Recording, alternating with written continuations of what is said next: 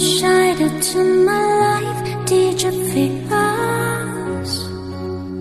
Another star, you fade away. Afraid of him is out of sight. Wanna see it. Intro দেখে তো বুঝেই ফেলেছেন, অনেকদিন পর আজকে শেয়ার করছি একটা ভর্তার রেসিপি ঠিক বলবো না, এটা হলো আমার প্রথমবারে বানানো কালো জিরা ভর্তা বানানোর একটা এক্সপিরিয়েন্স। আর সেই এক্সপিরিয়েন্সটাই আপনাদের সাথে শেয়ার করছি এই ভিডিওতে।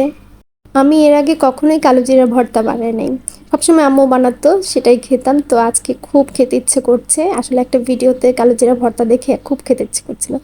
তাই সেই ভিডিওর রেসিপিটা দেখে আমি প্রথমে এই যে কালো জিরাগুলো টেলে নিয়েছি। আর এর আগে কিন্তু আমি এগুলো ধুয়ে শুকিয়ে রেখেছিল বেশ কিছু সময়। খুব মৃদু আছে কালো জিরাগুলো টালার পর আমি এটা আলাদা একটা বাটিতে রেখে দিলাম যাতে আর পুড়ে না যায়।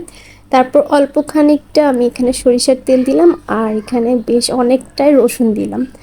তারপর কিছু পেঁয়াজ কুচিও দিয়ে দিলাম, এগুলো আমি হালকা একটু ভেজে নিব। আর এখানেই একটা মজার বিষয় ঘটেছে, আমি যখন এটা ভাবছিলাম এত সুন্দর একটা স্মেল আসছিল, আরিয়ান তো রুম থেকে এসে জিজ্ঞেস করছে, মা কী রান্না করছো? ও যখন দেখে যে ভর্তা, আর ভর্তার এত সুন্দর স্মেল, আসলে বিশ্বাস করতে পারবে না, ও যদি ভর্তা খেত তাহলে ঠিকই এটা খেত। মানে ও ভর্তার নামটা শুনে আর পরে আর আগ্রহ দেখালো না, কিন্তু স্মেলটা আসলেই সুন্দর ছিল, খুব সুন্দর একটা স্মেল ছিল। যাই হোক, তারপর আমি পাটাটার মধ্যে কালো জিরাগুলো পানি ছাড়াই, একেবারেই কোনো পানি ছাড়াই আমি এখানে শুকনোই বেটে নেব।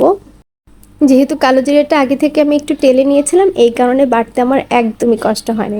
চেষ্টা করবেন পাটায় বেটে ভর্তাটা করতে, তাহলে কিন্তু টেস্টটা ভালো লাগে। আর সময় স্বল্পতার কারণে তো আমরা মোটামুটি সবাই কম বেশি যে ব্লেন্ডারে এই ভর্তাটা খাই, কিন্তু আসল টেস্ট কিন্তু এই পাটায় বাটা ভর্তার মধ্যে।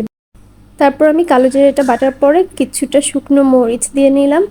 আসলে আমি প্রথমে ভুলে গিয়েছিলাম, তারপর ভিডিওটা দেখে আবার আমি আর শুকনো মরিচ দিলাম। এখানে 4টার মধ্যে শুকনো মরিচ দিলাম আর কিছুটা লবণ দিলাম। আসলে আমি বুঝতে পারছিলাম না যে কতটা লবণ দেবো, তাই খুব বেশি দিইনি।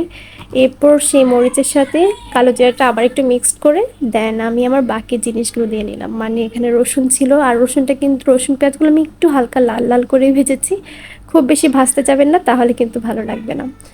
এরপর আর খুব বেশি টাইম লাগেনি, দেখতেই পাচ্ছেন খুব অল্প সময়ের মধ্যে হয়ে গিয়েছে। আসলে ভর্তাটা বানানোর সময় এত লোভ হচ্ছিল, মানে ইভেন আরিয়ান পুরোটার সময় আমার পাশেই দাঁড়িয়েছিল। আর এই হলো ভর্তার ফাইনাল লুক। কেমন হলো কমেন্টস করে জানাবেন, আর সবচেয়ে ভালো হয় একবার রেসিপিটা ট্রাই করুন। আর যেহেতু শীত আসছে, শীতকালে কিন্তু ভর্তা ভাত খেতে খুব ভালোই লাগে।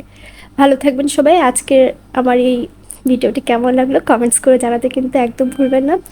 আর যদি মন চায় একটু শেয়ারও করতে পারেন। ভালো থাকবেন সবাই।